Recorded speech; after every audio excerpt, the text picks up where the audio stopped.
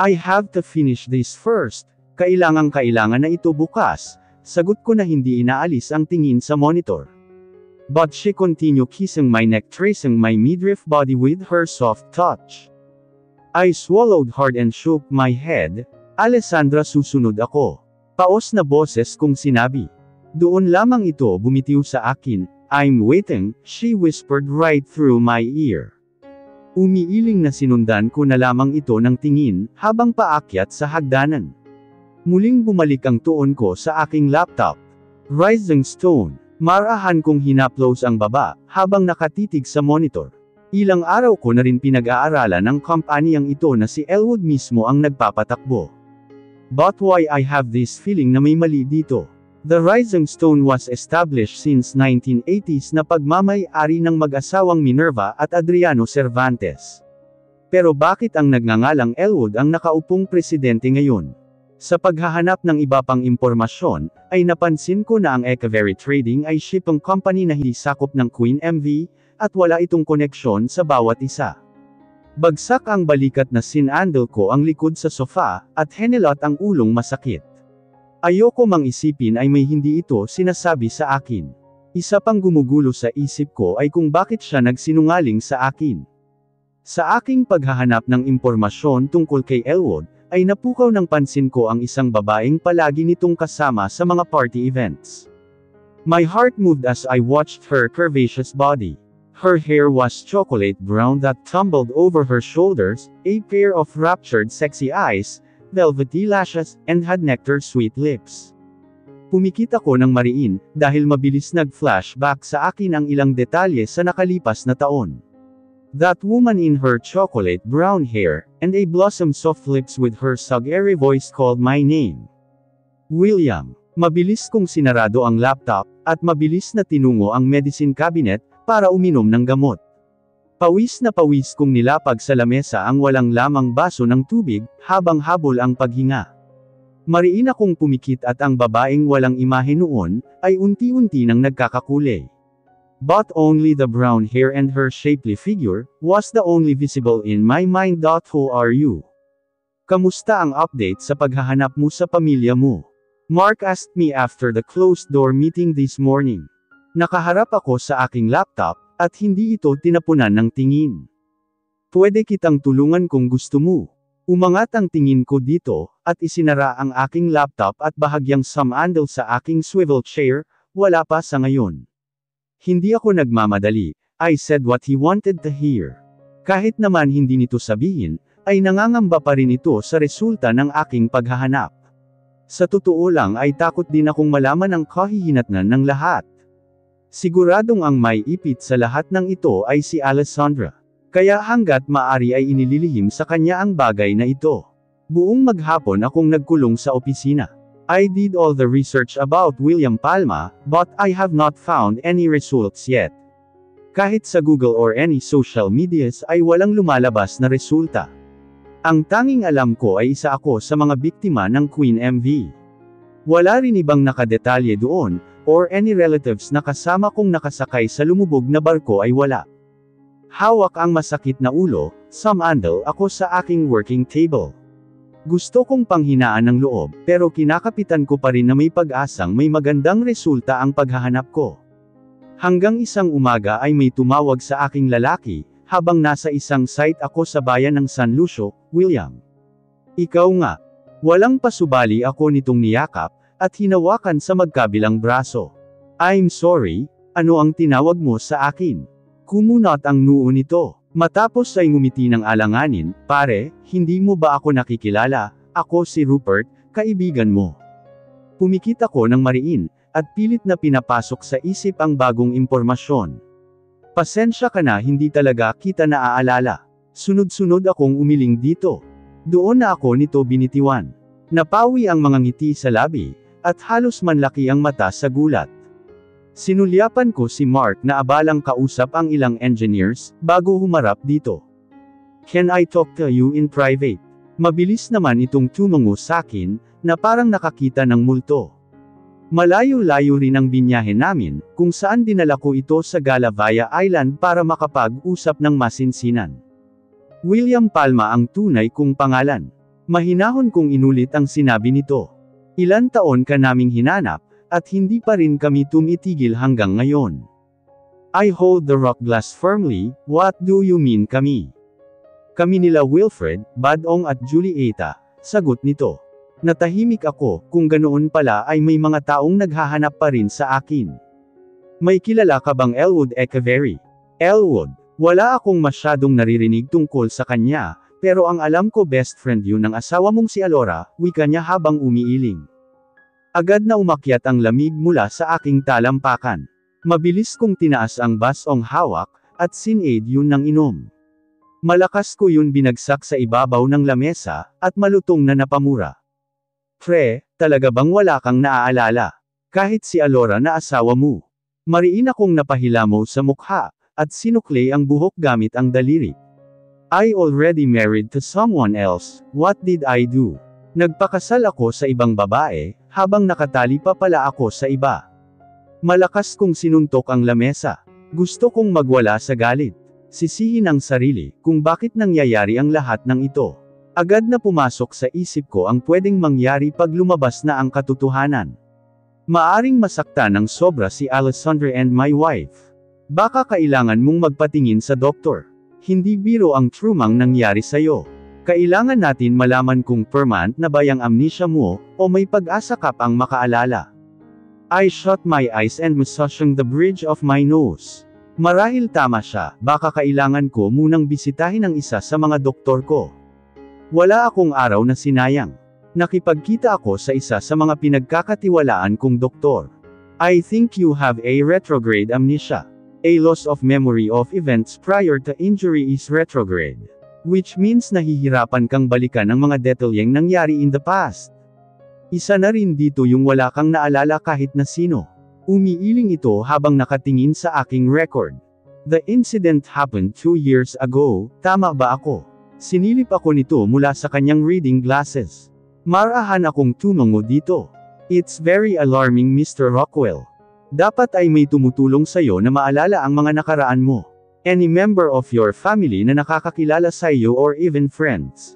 I clenched my fist and slowly nod. May nagpakilala sa akin, sabi niya matalik ko raw siyang kaibigan. That's good. Malaki ang matutulong niya sa recovery mo. But please, don't force yourself. Pwedeng hindi maging maganda ang kalalabasan pag nagkataon. Every time kasi na may pumapasok na bagong memory sa utak, pwede itong mag-cause ng severe headache or migraine. Ang pwede ko lang isuggest sa iyo ngayon, ay ang mga physical therapies and exercises na pwede mong gawin sa bahay. Mas makatutulong din na gawin mo ang mga dati mo nang ginagawa, para maging pamilyar ka ulit dito. It would be better if you make new memories with the same people that you've known before. There is a chance na kusang babalik ang mga nawawalang memory mo, pagkasama mo at nakaka-interact ang mga ito parati. Ano ngayon ang plano mo? Sinulyapan ko si Rupert na tinutungga ang bote ng beer na hawak, habang nakatanaw sa dagat ng gala. Nasa terasa kami ng isang bungalow house, na binili ko para dito muna siya patuluyin. Nitong nakaraan kasi ay nakabili ako ng property dito, na balak kong gawing hotel. Ito na rin ang pinagkatiwalaan ko sa lahat, tutal ay naghahanap daw siya ng trabaho kaya siya napadpad ng San Lucio. I don't know, sagot ko. I want to remember everything but I have to cool down first. Alam kong hindi ito magiging madali. Sa ngayon, I need to focus on building myself. Gusto ko munang ayusin ang ilang bagay-bagay, bago ako gumawa ng aksyon. Nilihim ko kay Mark at Alessandra ang natuklasan ko. Patuloy ko pa ring sinusubaybayan si Elwood. Inatasan ko si Rupert na mag-espiya sa kumpanya. Simula nang malaman kong naglihim siya sa akin, ay nabuo na ang mga hinala ko sa kanya. Iyan ang lahat ng nakalap kong impormasyon. Echeverry Trading was the new owner of Rising Stone. Hindi lang yun, ginigipit din nila ang ilang negosyo ng mga Cervantes, dahil sa utang ng mga ito sa kanila. The mining company which is the Rising Stone, the Cervantes Corporation and the Giant kung saan pati ang tel ang pang-export, ay hawak ngayon ng Elwood Echeverry. I clenched my teeth, while looking at those papers he held me in my office today. Hindi biro ang ari-arian na kinuha nila sa mga Cervantes. Ang masakit pa dito, walang ginagawang aksyon ang mga Cervantes. They are go with the flow and their daughter, she's currently on a distressful state right now. I swallowed hard. Marahas kong nilamukos ang papel na hawak. Mabilis akong tumayo at humarap sa glass wall, at doon pilit na binabaling ang atensyon. Hindi mo man lang ba aalamin kung nasaan ang asawa mo? Mula nang mawala ka, ay halos nawalan na rin ito ng ganang patakbuhin pati ang sarili ninyong negosyo. Isang mabigat na buntong hininga ang pinakawalan ko, bago putulin ang mga sasabihin pa ni Rupert. Kamusta ang hotel sa gala? Marahan kong tanong na hindi pa rin inaalis ang tingin sa labas. Only the heavy side of Rupert can be heard. Alam kong ramdam niya ang pagnanais kong iwasan pag-usapan ang tungkol sa bagay na yun. Hanggang ngayon ay sinisisi ko pa rin ang sarili sa naging desisyon ko. If I could turn back time, hindi ko pipiliing pakasal kay Alessandra, at ilagay ang mga ito sa alanganin. Gabi nang makatanggap ako ng tawag mula kay Alessandra. Naka-aksidente daw ito pauwi galing trabaho. Malakas ang kaba sa dibdib, nang puntahan ito sa tulay kung saan niya raw nabangga ang babaeng patawid ng kalsada. Agad kong nilapitan si Alessandra, na siyang bakas ang takot sa mukha, at sinulyapan ang babaeng nakahandusay sa kalsada. That very moment as I laid my eyes at her, my heart is pounding. I could feel my heart beat in every single pound in my chest. I tried to avoid the thunder of my heart. Kahit pa pamilyar sa akin ang pangalan niya'y hindi ako nagpakita ng interes. Mabilis nitong nakuha ang loob ni Alessandra, bagay na hindi ko nagustuhan. Mas lalo niya nakuha ang loob nito nang pumasok siyang kasambahay namin. That was very suspicious. Bakit pakiramdam ko ay may kakaiba dito? What is his name again? Tanong ko dito nang osesin ko ang ilang impormasyon tungkol sa kanya, noong isabay ko siya papasok para mag-grocery. William Palma. Mahigpit akong napahawak sa manubela. Ilang beses kong pinag-isipan ang dapat sabihin, ngunit wala akong masabi. I love him so much. But he does not remember anything, even me, she whispered. Ayokong isiping nagkataon lang, pero pinigilan kong balikan ang litratong nakita ko katabi ni Elwood. Gusto kong tuklasin sa sarili ko kung sino nga ba siya sa buhay ko. I don't need a direct answer, I just want to analyze every detail and every moment when I'm with her. Sometimes she'd look my way and I pretend not to notice. But when I did return my glances, that was the moment she turned away. Minsan kahit mismo kaharap ko si Alessandra, ay napapansin ko ang lihim nitong pagsulyap sa akin. We often kissed right in front of her, kahit pakaharap namin ito mismo sa hapag, ay pansin kong hindi ito makatingin sa akin ng diretsyo. Doon na nagsimula ang suspecha ko. Dagdag pa nang magkaroon kami ng pagtatalo dahil sa nasunog nitong damit ko. Sa totoo lang ay baliwala sa akin ang damit na yun, pero hindi ko napigilan ang sariling hindi ito pag-alitan. 2 weeks is long dying enough, para hindi siya kausapin. Umiiwas ako dito sa tuwing sasapit ang aking day off. I don't know how to start a conversation. I don't know how make up to her. When I saw her tired and helpless with housework every day, I really wanted to give her a hug, a warm and comforting hug. And that night I saw her with her nighties drinking alone at the porch. That was the first time I felt something strange, something that ignites and jolted. She is too close and hot. I wanted to touch her, no, just more than that. But she refused to reach my eyes again. Mabilis itong bumibitiw na parang may kung anong kinakatakutan. I came back to Galavaya alone. Nakipagkita ako kay Rupert at nakibalita. I also gave him a stolen shot of Alora on my phone, at hindi nga ako nagkamali, kinumpirma niya sa akin ito nga ang aking tunay na asawa. Why'd she did that? Halos mamula ang mga mata ko sa galit. Just give her time, pre. Baka may rason kaya siya nagpapanggap na ibang tao sa iyo. Hindi biro ang ginagawa niya, kung ibang babae yun baka pareho na kayong humihimas ng malamig na rehas ngayon. Then hissed at me. Tiimbagang akong sumulyap dito. Unti-unti ko nang naalala si Rupert, kaya palagay ang loob ko na sabihin dito ang lahat ng plano ko. Baka naman natatakot lang na dumating sa puntong kailangan mong mamili sa kanilang dalawa. Kaya hindi umaamin. Umiling ako dito, wala pa sa plano ko ang ganyang bagay. Sa ngayon ay gusto ko munang makilala ang totoong William Palma.at kung sino ako bilang asawa nito. Isa pa, wala pa akong naaalala tungkol sa kanya. Bakit pre, may naalala ka na ba tungkol sa kanya?